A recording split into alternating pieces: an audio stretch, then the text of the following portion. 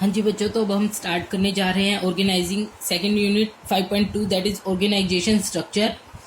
Organisation structure क्या होता है? ऑर्गेनाइजेशन, आपको पता है कि हर एक ऑर्गेनाइजेशन का साइज उसके वर्क के अकॉर्डिंग डिफरेंट होता है, तो हर ऑर्गेनाइजेशन को का स्ट्रक्चर भी अलग अलग होगा। अब वो स्ट्रक्चर कैसा होगा वो देखते हैं हम। The wrong organisation structure will seriously impair business performance and may even destroy it. अगर ऑर्गेनाइजेशन स्ट्रक्चर सही नहीं बना तो वो बिजनेस को डिस्ट्रॉय कर सकता है। ऑर्गेनाइजेशन स्ट्रक्चर क्या है? It refers to that framework within which all managerial and non managerial tasks are performed। एक ऐसा फ्रेमवर्क जहां पर मैनेजरियल और नॉन मैनेजरियल टास्क को परफॉर्म किया जाता है, ऐसा उनका फ्रेमवर्क बनाया जाता है। अब स्ट्रक्चर क्या पूछा जाता है कि क्या स्ट्रक्चर सेम हो सकता है हर एक ऑर्गेनाइजेशन का? नहीं हो सकता। क्यों? क्योंकि वहाँ का काम, वहाँ का साइज अपनी अपनी ऑर्गेनाइजेशन का अलग अलग होता है। तो वो डिपेंड करता है कि स्ट्रक्चर कैसा होगा, वो उसके वर्क के अकॉर्डिंग, उसके साइज के अकॉर्डिंग। तो यहाँ पर मैनी फॉर्म्स हो सकती है, बहुत सारे डिजाइन हो सकते हैं। वो डिजाइन कौन से हैं? यहाँ पर 4 डिजाइन है। उससे पहले हम देख लेते हैं, एक वर्ड है हमारा स्पैन ऑफ मैनेजमेंट। वो क्या होता है? It refers to the number of subordinates that can be effectively controlled by a manager. Generally, this number is 5 or 6. एक मैनेजर अपने अंडर कितने सबॉर्डिनेट्स को रख सकता है, कितने को कंट्रोल कर सकता है, वो जनरली क्या बोला जाता है? वो 5 to 6 को ही कंट्रोल कर सकता है, उसके अंडर सबॉर्डिनेट हो सकते हैं। अब देखिए, फॉर्म्स, डिजाइन बोल दीजिए, फॉर्म्स बोल दीजिए, या टाइप्स ऑफ ऑर्गेनाइजेशन स्ट्रक्चर बोल दीजिए। यहाँ पर 4 टाइप्स हैं: functional organisation, divisional organisation, line organisation, line and staff organisation.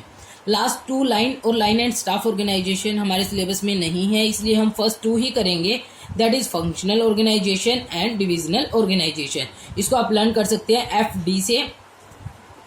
ये जो 2 ऑर्गेनाइजेशन है किसके अंडर आती है? फॉर्मल ऑर्गेनाइजेशन के अंडर आती हैं, क्योंकि जब कुछ जानबूझकर बनाया गया है, दैट इज फॉर्मल ऑर्गेनाइजेशन।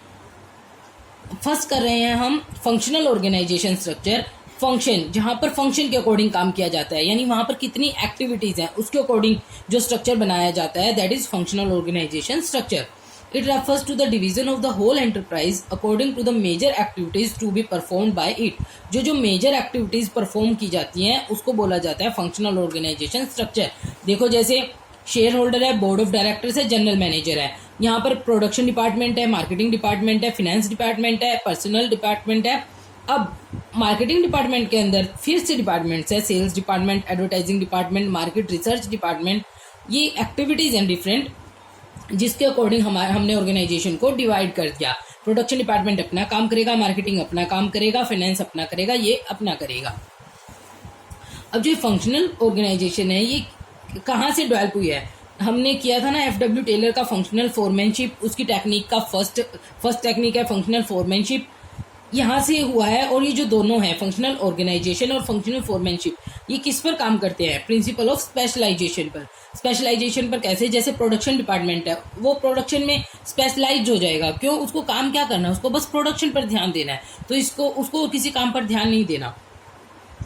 इन दोनों में डिफरेंस क्या है? जो टेलर का था, टेलर वाला है, वो लोअर लेवल पर है, वो वर्कर्स के लिए था मेनली। और जो फंक्शनल फोरमैनशिप है, फंक्शनल ऑर्गेनाइजेशन है, वो किसके लिए है? वो टॉप लेवल मैनेजमेंट के लिए है। अब इसकी एडवांटेजेस क्या है? बेनिफिट्स ऑफ स्पेशलाइजेशन, ये तो स्पेशल है ही, क्योंकि स्पेशलाइजेशन के लिए ही बनाया गया है ये। Coordination is established. कोऑर्डिनेशन कैसे बनाया जाता है?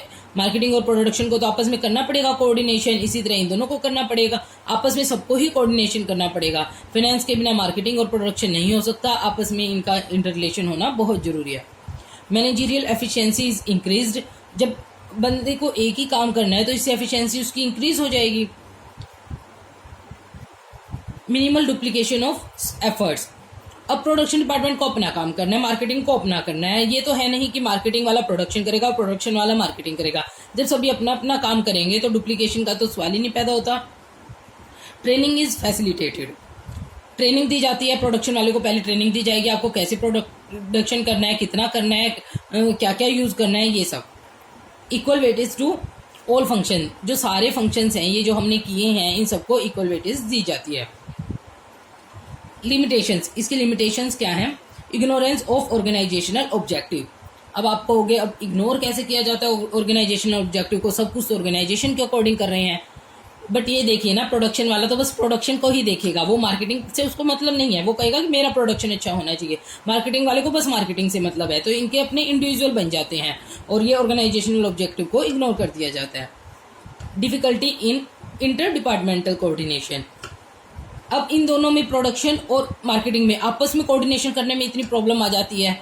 ये इसकी बात नहीं सुनेगा, ये इसकी बात नहीं सुनेगा, ये अपने बेनिफिट के लिए काम करेगा, ये अपने बेनिफिट के लिए काम करेगा। इसीलिए यहाँ पर क्या प्रॉब्लम आ जाती है, इंटर डिपार्टमेंटल कोऑर्डिनेशन नहीं बन पाता।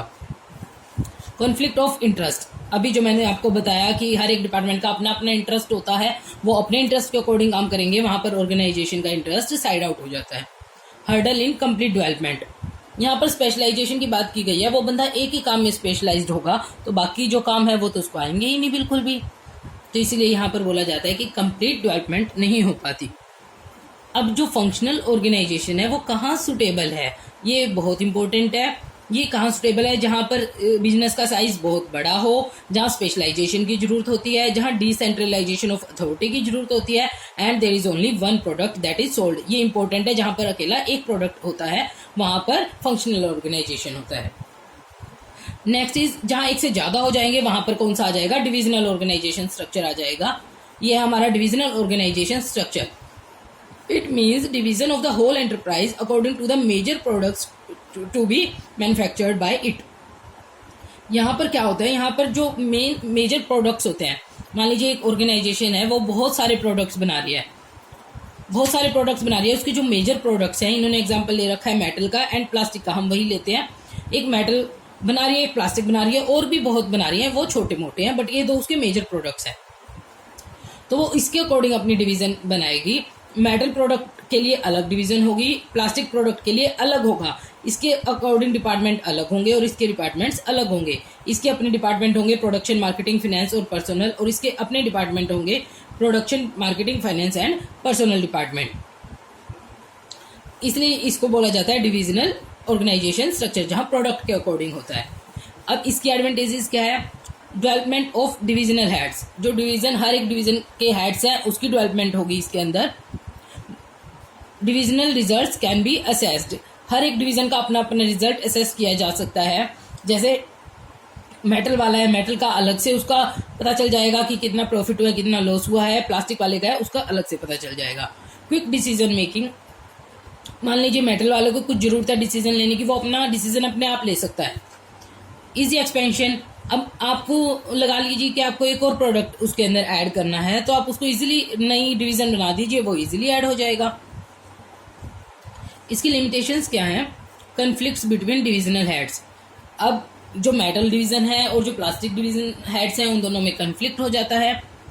डुप्लीकेटिव of functions.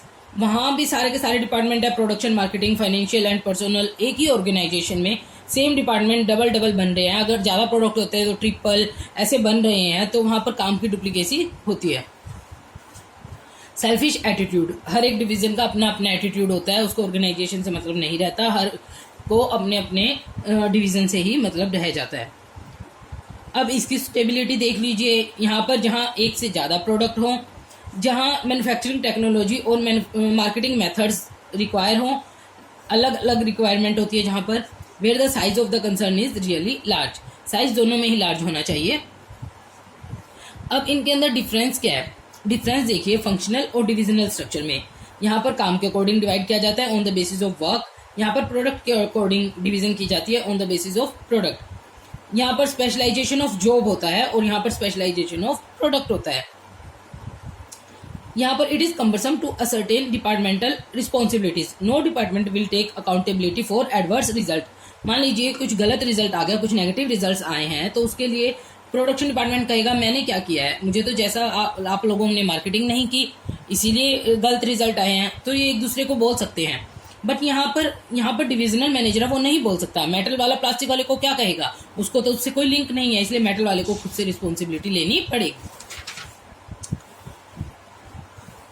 Departmental manager specialised in doing only one kind of job, so limited development takes place. ये हमने अभी किया कि जब एक ही काम में स्पेशलाइज्ड हो जाता है तो बाकी उसकी ग्रोथ रह जाती है और एक ही काम में बना रहता है, बट जो डिविजनल स्ट्रक्चर है उसके अंदर उसके डिविजनल मैनेजर के अंदर सारे हेड्स होते हैं, तो उसकी ग्रोथ ज़्यादा होती है, उसकी डेवलपमेंट ज़्यादा होती है।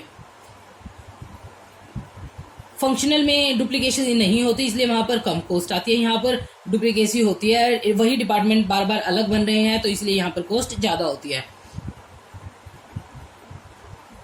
यहाँ पर कोऑर्डिनेशन नहीं बन पाता क्योंकि अलग अलग डिपार्टमेंट होते हैं, अलग अलग डिपार्टमेंट का अपना अलग अलग मोटिव होता है। यहाँ पर कोऑर्डिनेशन बन जाता है क्योंकि डिवीजन का अपना मोटिव होता है और दूसरी डिवीजन का अपना होता है। यहाँ पर ये तब एप्लीकेबल होता है, तब सूटेबल होता है जब एक ही प्रोडक्ट हो मार्केट में बेचने के लिए, और यहाँ ये तब होता है जब एक से ज़्यादा प्रोडक्ट होते हैं। ये था हमारा ऑर्गेनाइजेशन स्ट्रक्चर। नेक्स्ट वीडियो में हम करेंगे next unit, that is delegation and decentralisation.